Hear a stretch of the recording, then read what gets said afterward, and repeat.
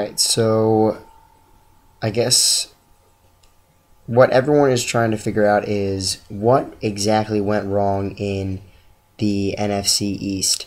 And I think what mainly went wrong in the NFC East was injuries and the failure to live up to the hype. And when I say failure to live up to the hype, I'm talking about the Philadelphia Eagles.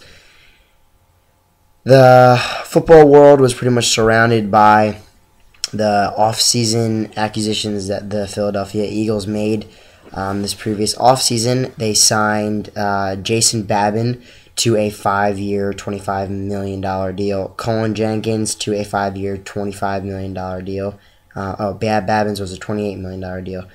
They signed Vince Young, who was the Tennessee Titans star rookie quarterback for a few years back, to a 1-year, $5.5 million deal. Giants ex-wide receiver Steve Smith to a 1-year, $4 million deal. Ronnie Brown, the running back, to a 1-year deal. Nnamdi Asomugha was their biggest offseason acquisition to a 5-year, $60 million deal. And they got Dominique Rodgers-Cromartie in a trade with the the Arizona Cardinals for Kevin Kolb. And that trade right there kind of right now doesn't make any sense to me. I don't know why. I know why the Eagles would want to get rid of Kevin Kolb, because they had Michael Vick and they signed Vince Young, so they knew they had a backup, and they knew Kevin Kolb was good enough to get someone good in a trade. But I don't know why it would be the Cardinals, because you traded for a cornerback in Dominique Rodgers-Cromartie, but you already signed Nnamdi Asomugha, and you already had Asante Samuel. And Asante Samuel was their best cornerback last year, so I don't know why they would trade for Rodgers-Cromartie when they had Asante Samuel and they signed Nnamdi Asomugha.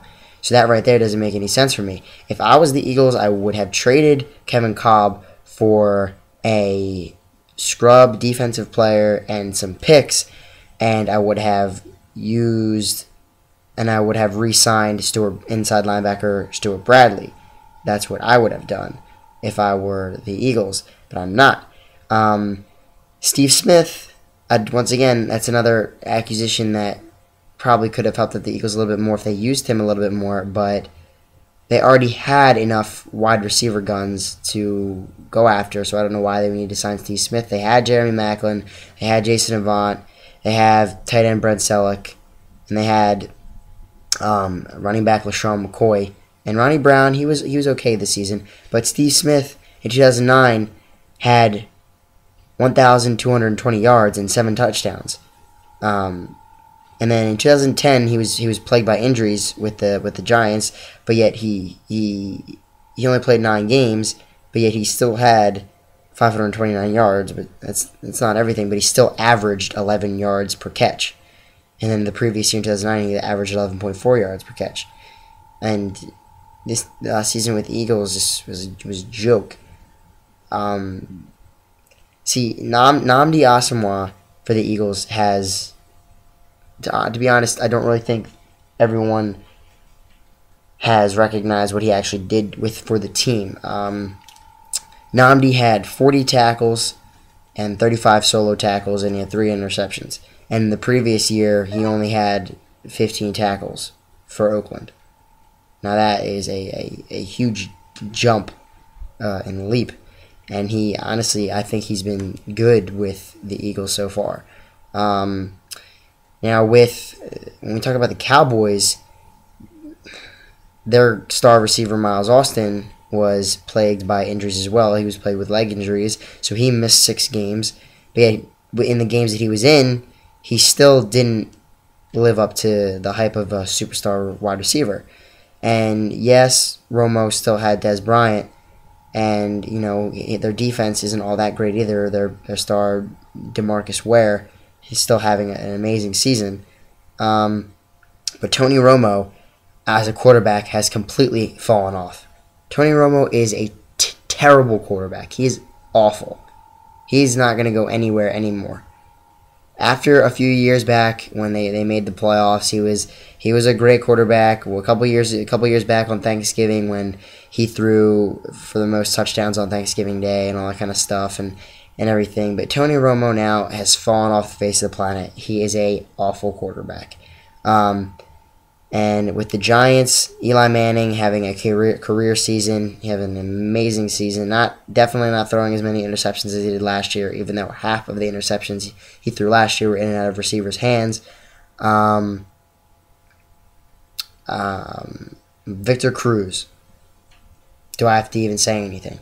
Victor Cruz just comes out of nowhere and is just now this amazing wide receiver who will be great. He already is great, but he's going to continue to be great for the next couple of years.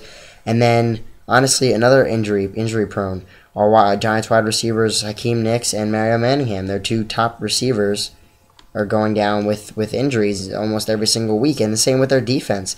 Justin Tuck and Osi Umenyiora and even Matthias Kiwanuka, they were all injured over the course of the season, and Justin Tuck and Umenyiora were their two top defensive players.